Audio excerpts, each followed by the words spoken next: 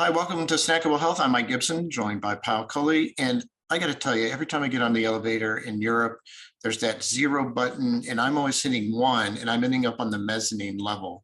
So when people say 5 days, after you're exposed or have COVID, what does 5 days mean? Does it begin counting at zero? I mean, does day zero count as day one?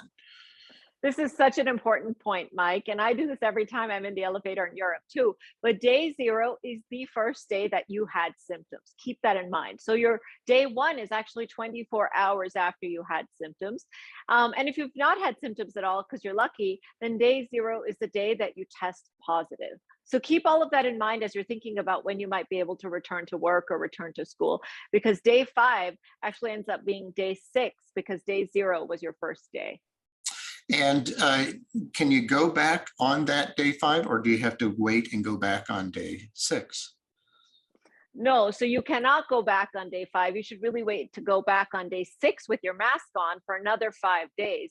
But this is assuming you're following the CDC and not doing testing. For my family, my patients, I'm telling them take a rapid test at home because if you've got enough virus around to turn that test positive, you may still be giving it off and you may want to stay home another 5 days. Not an official guidance, but I think a lot of people are using the test to make that decision. And then big controversy too, or confusion, I would say, about what's the difference between isolation and quarantine. Those people are using those interchangeable. They're not interchangeable, right?